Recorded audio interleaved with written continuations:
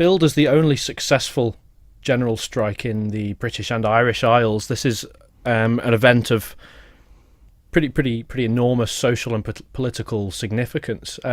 First of all, can you tell me how it came about? Well, it came about because essentially the island was on the verge of starvation. If you think it's the end of the First World War, there is rationing and food subsidies in England, in Scotland, in Ireland.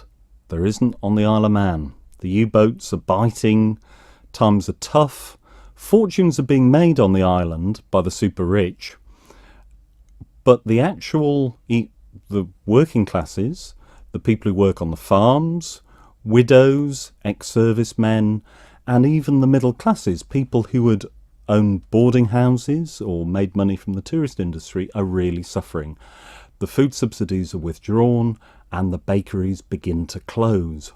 How's there going to be enough food? How are people going to feed their families? That's what sparks the general strike. And the sort of final straw on the camel's back, I suppose, being a substantial price increase in a fairly a necessity, I suppose.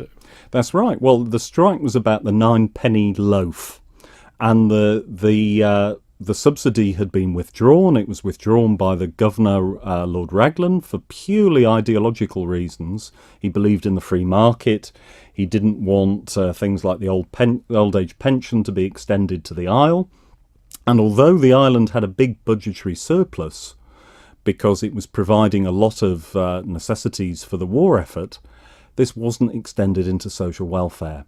So potatoes were being exported, meatstuffs were being exported.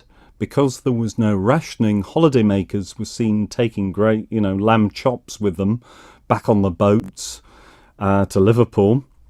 And the islanders themselves were faced with famine. Without giving away too much of what ensued, I know you'll be giving it in more detail in your talk. This was very much an island-wide phenomenon, which is pretty unparalleled, I think. Completely unparalleled. What happens in the year before? The trade union movement really comes to the Isle of Man. People begin organising in a way that just hadn't seen before.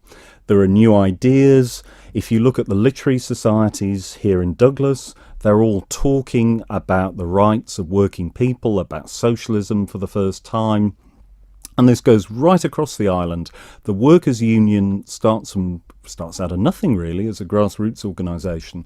And very soon it has branches flourishing in Ramsey in the north, where it's got 2 branches, to Port St Mary, where there's a women's branch for people in the knitting trade. There's one in Castletown, and there are 2 in Douglas, including a women-only branch, actually. And this is quite contrary to the sort of stereotypical view of the sleepy Manxman, the classic tread the law attitude, not something that would normally be associated perhaps with the island's culture. Absolutely not. There's very little written about labour history on the Isle of Man. It's almost forgotten about. All the things you do get tend to put it in very legalistic, very constitutional terms. What you have in 1918 is a great agitation, a general strike that actually works, that puts thousands of people onto the streets. You have a coal yard that is stormed and effectively sacked, actually largely by a mob comprising women rather than men. It's actually the male pickets who hold the women back from dealing out pretty rough justice to the strike breakers. So you've got almost a revolutionary situation. With respect to the context on the island at the time, thinking about to use an example, would be the Manx language sort of decline over the beginning of the 20th century. So in 1901, there's about 4,500 people on the census say that they speak Manx. By 1921, that's about 900.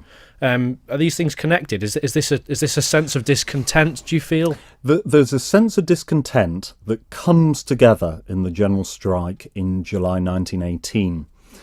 And it comes from all different sectors of society. You have a pre-existing tradition from the early years of the 20th century, I think very much influenced by some of the things that were happening in Ireland and Dublin society and the Irish literary and cultural revolution that's happening there with people like W.B. Yeats, for instance. And that certainly is a very big theme. I think you're looking at people like T. Brown leading this revival of poetry and thinking about the language and the Manx past. But on top of that, you've got an overlay of economic discontent and the influx of new socialist ideas that come out of Lancashire, actually, the industrial heartland. And a new crop of trade union leaders who come in. Alf Tier, of course, who had a long career, member of the House of Keys, Justice of the Peace, a long career at the forefront of the Manx Labour Party, which is established directly as a result of the general strike.